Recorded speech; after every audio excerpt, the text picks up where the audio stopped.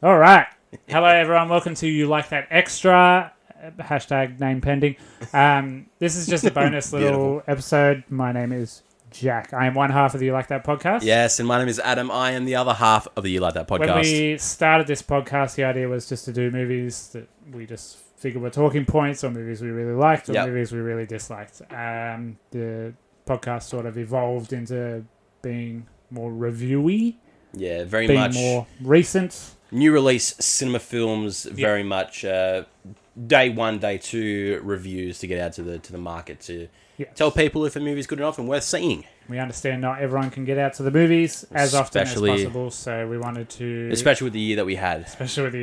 So we wanted to chuck some other movies into the mix. Yes. You control, sort of, out of three. Except for this one. Because I really put my foot down. And Yep. It's always going to be this one. So for our inaugural episode of Name Pending You Like That Extra, we're doing the movie Upgrade. Yes. A movie that you will hear us reference pretty much every episode. Quite a bit. The one that's sitting to your right. Sitting to my right. It's synonymous with us and our podcast. It's very synonymous with me. It's one of my favourite movies.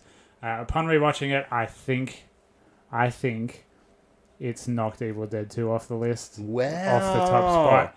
I think it might be my favourite movie of all time. Wow. That might just be recency bias. I think I have a new first. I don't know. So, Upgrade. What is it? Why do we keep talking about it? Who is this man that we keep talking about? Upgrade. It came out in 2018. Blumhouse produced. Started the relationship between Lee Whannell, writer and director of this movie, and Jason Blum, who has a knack for picking up movies, giving them not a lot of money, but believing in them, pushing them very hard. Not a lot of money is the topic of the day. Yes. As this movie's budget was, strap yourselves in, $5 million. Wait, did you say 5 million? 5 million. Houses are more expensive than that. For a Hollywood movie? For a Hollywood movie. For 5 a big million? sci-fi, special effects, action-heavy movie. Crazy shit, bro. 5 million. Guess how much it made at the box office if you don't already know. Ooh, I definitely read the notes beforehand, so I'm going to guess a good deal to make it a profitable movie. Correct. You would be absolutely correct. It made $17 million. Yes. That's a hit, baby. That's a hit. That is a hit. For 5 million, that's a hit. Yeah, written and directed by Lee Whannell. 88% on the critics, 87% on the audience. So, again, that's a hit. People love this movie. Everyone agreed. It's definitely a cult movie because not a lot of people have seen it. Yeah. But every single person who's seen it loves this movie. And there's a reason for that. Just fucking watch it. Yeah, that's fucking right. So we got Logan Marshall Green in the lead as Grey Trace. We got Simon Maiden as the voice of Stem. We've got Betty Gabriel, who you know from American Horror Story, pretty much every Blumhouse movie ever, as Detective Cortez. And then we've got Benedict Hardy as Fisk Brantner, villain of this movie. Villain. Or is he? And we've also got a Draco Malfoy-looking motherfucker called Harrison Gilbertson. Yeah. Fuck, that's his name? Jesus Christ. Gilbertson. That rolls off the tongue, doesn't it? No wonder he's with a last name like Gilbertson, what are you going to do? You're not going to act that much. You're going to have to call him like Jay or something. Just something so short. But he plays Eron Keane, who is sort of the main driving force behind this movie. Yeah, the creator. So what is this movie? It is a sci-fi action romp based not too far in the future in America, shot in Melbourne. Very Australian. Yeah. If you look close enough, it's very Australian. Yeah. Cyberlogical implants are a thing now. Life is much more automated. The iPad's gone away. Sorry. Yeah, life is much more automated, but there are still some people who believe perhaps technology is not everything it should be. Yes. Which brings us to our main character, Grey Trace, who is very much of that that belief. Yeah. Technology, this can't play sports. Yeah. That's actually a joke in the movie. He's like, can I kick a football? And yeah. He's very much. But that might help him along his journey. Yes, after an inciting incident in which these bad guys sabotage their automated car, kill his wife, sets him on a path of for revenge. Yes. But he does so with a little help of a small computer chip implanted into his spine. That gives him autonomy back because he became a quadriplegic. I forgot to mention that. Yep. He became a quadriplegic. And then he becomes a superhero. Thanks to old mate STEM. Lee Whannell was very vocal on the commentary. Basically, it's a revenge movie, but halfway through, the movie doesn't want revenge anymore. It stops being a revenge movie. It just becomes about grief and stuff, but it's too late. The movie has already taken over. Yeah. The revenge is happening whether you like it or not, which is a terrifying thought, bless you. Thank you. This is a very, if you think about it a lot, it's a very scary movie. Like, the premise is quite scary. Yeah, especially once you get to the end of the movie. Yeah, especially. Then it's really fucking scary. Yeah, so it's all shot in Melbourne for fucking McDonald's money. Very much so. McDonald's probably makes more in a day than this movie. So everyone knows how I feel about Upgrade. Adam. Yes, Jack. How do you feel about the movie Upgrade? Ooh, this is weird being on this side of the couch. Yeah, this is weird being on this side. So, Upgrade is a movie that I had watched before you and me had started doing this podcast. So upon learning on your infatuation and downright love for this movie, I was very much on the same page. This was a movie I just simply purchased as a DVD, just during a JB Hi-Fi sale. Buy two, get one free type deal when I used to buy every week. And thought, oh, yep, that looks pretty good. I see Lee Whannell's name on it. That's a good sign. Watched it, and as is, fell in love with it. Without, knowing too much about this movie or in terms of Lee Whannell, because really back then, Lee, I knew him from was Saw. And, before doing this podcast, didn't really dive into movies as much. So, upon watching this movie for the first time, absolutely fell in love with it. Just the idea of the film is just so good, especially for the way that it ends. And, it more or less just wants to forecast the future for what life could be like. Yeah, sort of a cautionary tale of AI and automation. And, we see it a lot through a lot of other sci-fi movies and that. You get it. Fucking in everything where it's like this is what life could be like, and it's always like it'll become a war and the robots will rise up, like Terminator or whatever, but this is very much just an insular one person, how it can affect this one person. So the like what I like most about this movie, and it stems down to my love of gory type movies, at the action and the fucking downright violence in this movie is brutal. It's astonishing. Absolutely brutal. And it shows you why, or it more or less shows you how Lee Whannell set off the Saw franchise. It's taken those little tropes that he picked up from them and went, this is how I do it, and here it is in a completely new setting, and it looks fucking sick. On the commentary, he was mentioning that he didn't want it to be like super gory. He didn't want to just be the Saw guy. He said the violence and the gore is like completely necessary to the fight. 100%. Like, the fights have to end somehow. Like it's not. And if you're already doing a really brutal, like handheld, super in the moment fight, it's probably going to end pretty unpleasant. And that's the thing. It's not violent for the sake of being violent. No, it is used where it has to be used to literally end the fight. And loved how they all played out, and just the camera work of this whole movie is just on another fucking level. So that was a big selling point, as in the trailer. If you've seen the trailer, you'll know what we're talking about. The camera is completely locked to Logan Marshall Green for a lot of it. They did that by they had an iPhone like under his thing, and then the camera is synced up, and they just lined up. So, and then there's they used it on the Invisible Man as well. It's this fuck off big camera on a robot swivel arm, and it can move all around and stuff. So they just sync up the iPhone and the camera, and then the camera just kind of does it. There's no one holding a camera like whipping himself around, because it'd be fucked. You'd have a few broken spines. He does throw back to it in The Invisible Man when Elizabeth Moss faints at one point, but they didn't have the technology available on that day, so the cameraman literally had to faint with her. But it looks Which like is still it sick. looks like Upgrade. That's still Lewan being a fucking genius. And he doesn't overuse it. Again, it's only very necessarily used when the action's ramping up and your heart rate is Yeah. like da da da da da, and then you'll get one of those moments and your heart rate fucking explodes through your chest because you're just like, this is the most exciting thing I've ever Yeah, seen. exactly. It's definitely not overused moments. And It's used where it has to be. Such a rewatchable movie. It's only short. And Yeah. It's like, it's A, B. Yeah. That's it. Point A, point B. That's it. Exactly. Short movie. And then you get your Super twists rewatchable. by the end of it too. Yeah, and it's just like gorgeous. It's fucking gorgeous. Yeah, and then the ending is pretty brutal as well. Like, It fucking showcases a whole lot. before we get to that, let's talk about the performances a little bit. Yeah. Because my God, the performances in this, especially Logan Marshall Green. Logan Marshall Green is really fucking good in this. Incredible. And the whole... If you have seen any of the poster work for Upgrade or the trailer or anything like that, you would instantly think this is a Tom Hardy movie. He looks exactly like Tom Hardy. Exactly like That's Tom crazy. Hardy. When Tom Hardy has his beard, it's the same guy. Brooke said the same thing. She was downstairs with me when I started watching it last night, and she's like, "Oh, Tom Hardy." I'm like, "No, Yeah. no, it's not."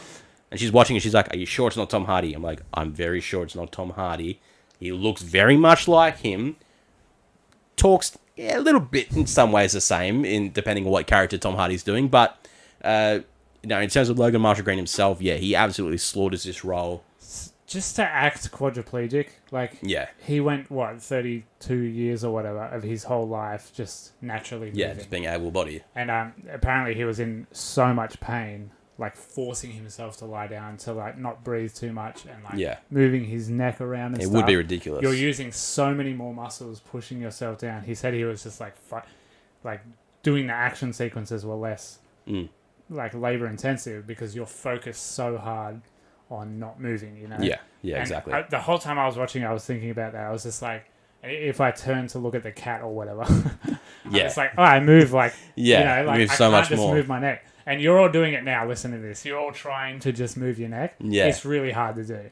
Logan Marshall Green, he worked with a stunt coordinator his background was Cirque du Soleil. He's an acrobat. He's does flips and stuff. So he worked with him for both the stunts, the action stunts, and just body movement or lack thereof completely. Yeah. And then another great thing about his performance is it really does feel like something else, like the disconnect between body and head. Yeah. In that first fight sequence, like he's got that look of horror And on it's his really face fucking at good. what he's doing, and he's like begging the guy to stay down, and like it gets a laugh. It's this intense, gritty action scene, and your heart rate's going crazy, but you're laughing because he's just like. He's like the audience just going, oh God, I hate this. I don't like this. But he's doing this really horrible stuff. And like, it's such a powerhouse performance. Like, it's an incredible performance. It is. It begs a lot as for an actor to do something like this. Yeah. And then like with Simon Maiden, the voice of Stem, he was on set the whole time. And Logan had a little earpiece in. Yeah. And so they feel more... There's actual chemistry there. It does feel like he's in his head. Yeah. It feels like they know each other that well. And you could always see the earpiece. Yeah. So Lee Wanell, being the brilliant man he is, crossed something out in the script and just wrote, phones are earpieces. Yeah. That's it. It's the future. Phones are earpieces. And you believe it to a T. And there's so much ingenuity like that. Like, they have this cop car all made up, this Ford Falcon cop car all made up. Yeah. Really done up, like an expensive looking thing. They only have one of those. So, like, yeah. The big car chase is just like, okay, it's just one car. Like, it just has to be one car. Yeah. Because we're going to crash it eventually, and we only have one. So, he wrote around it. He was just like, it's just one detective. That's pretty realistic. Like, there's a lot of cases happening all the time. It'll probably just be one detective. So, yeah, just like little write-arounds like that. And, like... It's the little things, Jack. It's the little things that it's get the you little caught. things. You fucked me with that joke. It was a good joke, but you fucked me with it. Yeah, and they rented a soundstage for a week. They built heaps of interiors, like Eron's cave, I guess it is. It looks like a may as well cave. call it a cave. It's definitely not a home. And Gray's apartment, it's just the same set. Yeah. Move stuff around. Just stuff done on a budget is so fascinating to me. Like, how can some things look so shit, and then you get a movie like this for less money than a lot of those things that look like shit? Exactly right. And just like, it's just... That's why it just takes a great director. That's why we keep peppering on about movies having low budgets and being an absolute ballpark movie. Yeah. And that's why, killing it. that's why I wanted to do this so bad. To give context as to why we champion Lee Yeah. Whannell so hard. $5 million is nothing. Yeah. That's a bathroom in a luxury house. Like, Yeah, it literally shows and you he that made a whole movie. a big amount of money cannot buy you a good film. Absolutely not. It doesn't matter. You just have you pull any normal Joe off the street and go, he's $100 million make this movie that we wrote. Yeah, and then you get David Ayer, who makes Suicide Squad. You get Avi Arad, who fucked Sony forever. Yeah. Yeah, they don't know anything yet. Like, No. Get Lee Whannell, who wrote this script, who believes in this script and believes in himself and believes in Australia. Yeah. His whole crew was Australian. The whole stunt team was Australian. The main stunt coordinator worked on the original Mad Max in 1976 or whatever it was. And there you go. Crazy. Like, he's still working as a stunt coordinator. Like, that guy must be so broken and bruised. But, Yeah. whatever. He's directing it now. Hey, keep it going. You fucking killing it. So you get those performances. And Eron's very, like, weird. Like, Lee's direction team was pretend your parents let computers raise you. Yeah, right. So, yeah, like, yeah, he yeah. just says stuff that, like, is really rude. Yeah, and he makes it out. He pretty much addresses that when Gray's in the hospital, and he's like, "Oh, sorry, I don't interact with people that much, and I don't leave the house, so it's all kind of new to me." And so it's very, online. Yeah, type extremely. Talk. Yeah, Yeah, like, you can say what you want until something. Like, you can be as brilliant as you want until you have to interface with people. Yeah, like, exactly. in real life. And then we've got, still on the subject of performances, Benedict Hardy as Fisk, who is sort of initially the main villain. He's, like, pretty much a neo-Nazi, but, like, a future version of a neo-Nazi. basically, yeah. He That wants mustache. He's got a very distinct mustache, and he's got a weird-looking head, but he's just, like, he's got those eyes, and it's like those piercing eyes, and he's, like, turns the charm on, but it's still really menacing and sinister and horrific. It's very cold. And then he'll say something like, we're creating a better race. Yeah. We're erasing your race to create a better race. And you're like, where have I heard that before? Oh, geez, I'm back on Twitter. Bring out the history books for those ones. Yep.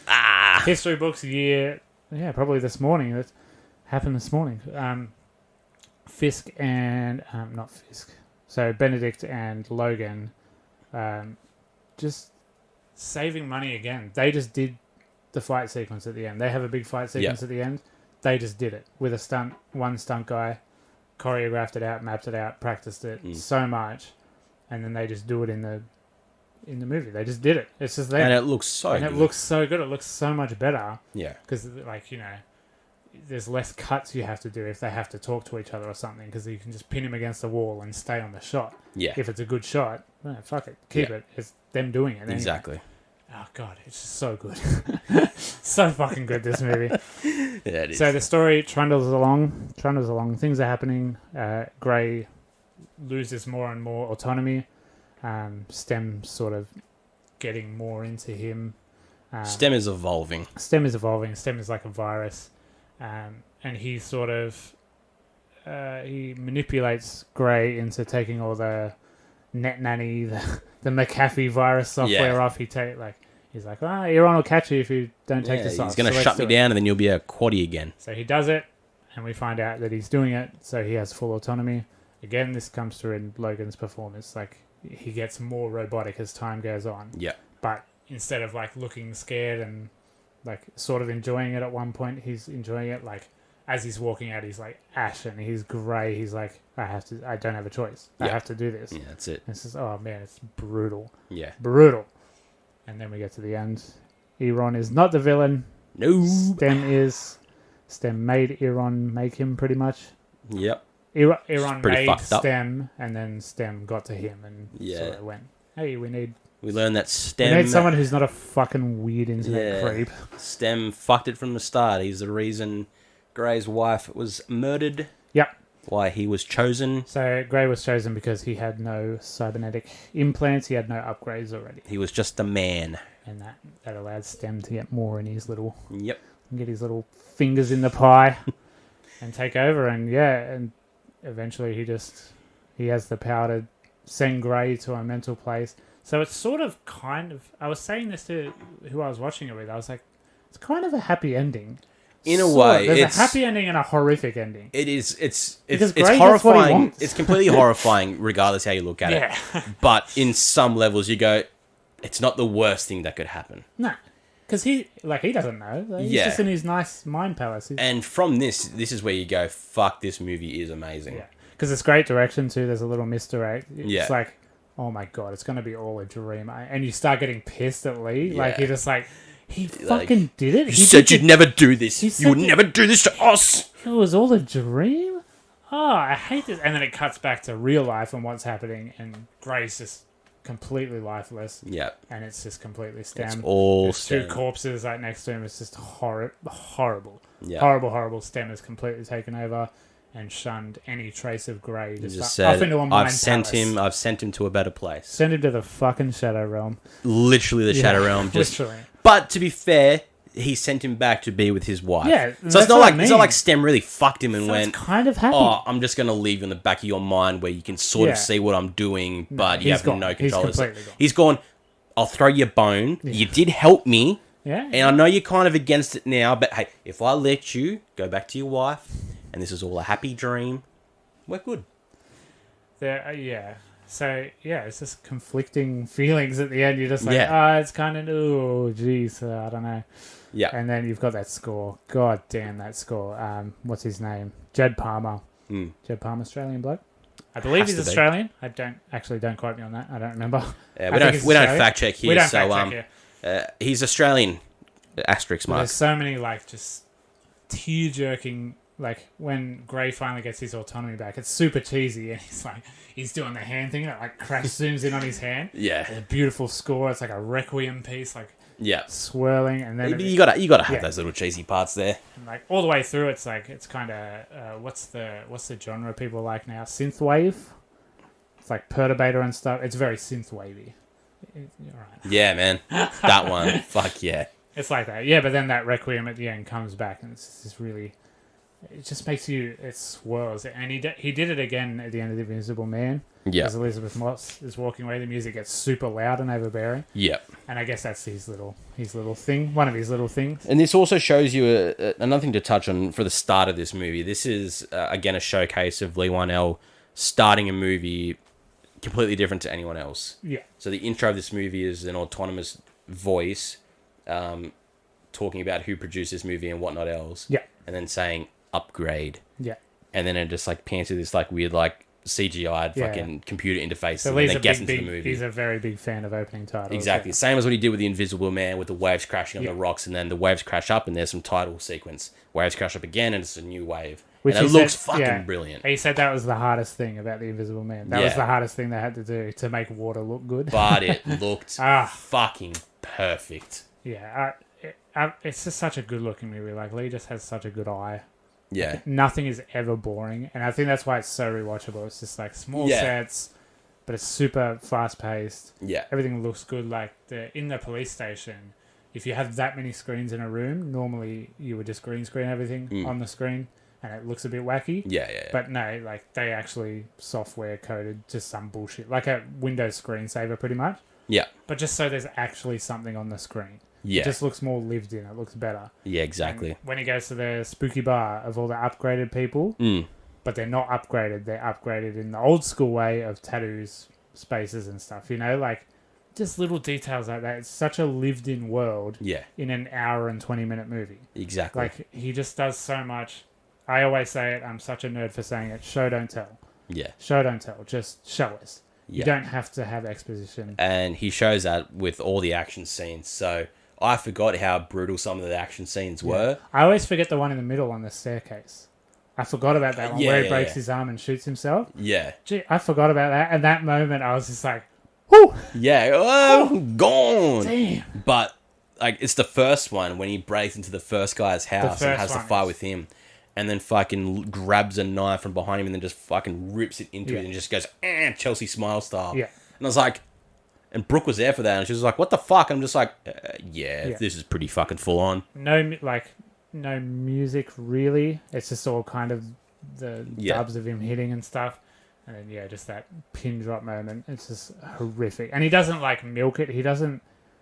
it's not torture porny. Yeah, no. It would be if he like harped on it and he was like digging his cheeks, Yeah. going, and blood spraying. But it was just a quick, violent ending to the fight. And like that's how computers work. They find the solution to the problem as quick as they can, no roadblocks. To which Stem says that multiple times during this movie. It's just like, I'll finish this now quickly. Just you don't even have to look. So I'll just do it. And, Yeah. and that's what he does. And yeah, it's just show don't tell. Exactly. Always show don't tell. Do that. Good. Ah, God, the score's good. The fights are good. That first fight is the best fight, I reckon. I know it's in the trailer, but that first fight is just... I could just watch that bit again. Because it showcases so much of just the ability that Stem has to fight, and because it really sets you off on how well Logan can act on this in being... acting from here, from the neck up, and then from the body down, and because it's two different performances. Story-wise, it's the first hint of how dangerous Stem is. Yeah. And that's when you first get an inkling of, ooh, maybe that wasn't a good idea. Yeah. Jeez. And it wasn't a good idea if you watch till the end to find out why it wasn't. Yeah, boy, oh boy. So, yeah, I mean, touch on the ending there, so it leaves it relatively open. Yeah. In a way of... Which was not on purpose. Yeah. The people's interpretation was just like, we're so trained for sequels. Everyone was just like, oh yeah, it's setting up for a sequel. But Lee was just like, no, I'm happy to just do this and see if someone gives me a bit more money for my next movie. Yeah, to which are they not Jason doing Blood did. Are they not doing a show now? It's a show now, but Lee's just sort of overseeing it. Big exec producer. Because he's got big Universal movies to make. Yep, he's got to make that MonsterVerse fucking hectic. Single-handedly almost. Yeah. Him and Invisible James Man, Wan. getting up now, the Wolf Man. They'll be like, all right, can you do Frankenstein? I'll be like, yeah, I can do Frankenstein. There's just no fat in Upgrade. There's no fat to be trimmed at all. Nah. It's just everything is so purposeful. Everything has a point. You're never bored. There's no wanky, artsy, like walking through the city scenes. Yeah, it's all just so purposeful. He gets these wanky camera scene moments, like he put that camera on the crane at the beginning and it does like the 360. Yeah. Stuff, and then his iPhone trick. Yeah, he gets to express himself as a director while still just being so to the point. Yeah. And I think that's what grabs me about this movie so much. I have the attention span of a 4-year-old, and this movie panders to that pretty much because something is always happening. Yeah. But then you look a little deeper, you watch it again and again, and you find all these beautiful... Even like the main villain, Fisk, you can see how upgraded he is because when he moves, there's like the trail of himself behind him. Like he's essentially becoming a mouse cursor. That's how ingrained in the upgraded world he is. Yep. You know, like, and that's that shows you that this guy's fucking dangerous, man. It's got it going on. And then when they eventually fight together, they're matched. They're perfectly matched because STEM has evolved enough. Yeah. And they can't not read each other's moves. So it takes a little bit of human ingenuity. Exactly Get right. in, be a bit emotional. Say some horrible things about your dead brother. Yep. To get the advantage. Makes him trip up for a bit, and then he just fucking stabs him through the head with his glass. Yep. So that's Upgrade. That's the movie Upgrade. Brilliant. It's very short. We're going to keep talking about it all the time. Yeah, it's still not going to not make a reference in any of our main show episodes. It's going to be mentioned many times. We're going to compare it to pretty much everything. Until something comes out that is on the same level, that's when we'll stop talking about it. When it's unmatched. Do you prefer this or The Invisible Man? Fuck you. That's so hard because they're two different movies, man. Tough question. Look, I'm gonna... Oh my god. I'm gonna... I want to say The Invisible Man. All right. But I don't. I also don't want to say The Invisible Man. But I think just more in terms of the storyline for The Invisible Man and how it portrayed itself in terms of more mental abuse than anything. Yep. I felt like it was more impactful than anything because it was a lot more real. Upgrade is just on its own level and it's just a different platform than Invisible Man. Yeah. They both sit all the way at the top for me, but they just both have their own things going for them. Yeah, Invisible Man is definitely much more rooted in realism, whereas this is a sci-fi movie. The Invisible Man is more watchable for the main population. Yeah, definitely. Yeah, that's why The Invisible Man was so much up here, and it was released by fucking whoever, Universal or whatever. Universal, yeah. And this was just Blumhouse. Jason Blum himself, pretty much, yeah. Exactly. Yeah, mine's obviously Upgrade. Of course. Of course. Go back to the Invisible Man episode. You know how much I love the Invisible Man. There's no slight on that movie. Yep, exactly right. But yeah, that's Upgrade. We will keep mentioning it, but now you have some context as to why we do keep mentioning Exactly right. So yeah, thanks for listening to You Like That Extra. Name pending. We haven't got a name yet. it might just be that. It just sounds... It's roll off the tongue already. By the time you hear this, you will have already voted for our next movie. Yes. We won't have to say that in the next one because it'll be synced up. Yes, exactly right. But yeah, thank you for voting. It was close. It was very close, actually. It did. It actually got down to, I think, 2 or 3 votes to be Upgrade. And I just went... Thank you. Some people wanted to vote for Wolf, and I'm just like, no, you want to vote for Upgrade. Thank you very much for choosing Upgrade. I was going to talk about Upgrade anyway. Yeah, exactly right. It's always going to be this. Guys, as always, thanks for listening. We're on all the socials. We're on all the audio platforms, pretty much. We're on YouTube. Subscribe. There's a link tree in the bio of our Instagram, which is the Bio easiest of everything. Instagram is on the YouTube. That's it's the everywhere. easiest thing to share. It's one button. Just copy, paste that, share that, and then people can choose where they find us. It's very, very easy. Exactly if you're right. watching on YouTube, please like and subscribe. There is an algorithm game to play, and we are playing it. But it requires you guys to like and subscribe, so please do that. That is correct. Share it around. We'll be back on Sunday for the main episode. It's hard to say now when we're going to be back. And we'll be back on Tuesday on YouTube for the main episode again. Yep. And then we'll be back on Thursday on both Spotify and YouTube. All in the one. You Like That Extra. Name pending. Guys, whether it's You Like That, whether it's You Like That Extra, name pending. I have been Jack. I will continue to be Jack. I will continue to do this stupid joke. We'll be back next week to talk about Upgrade more, I'm sure. No matter what movie we pick. And my name is Adam, and I'm the other half of the You Like That podcast. To continue to be Adam through many more episodes to come.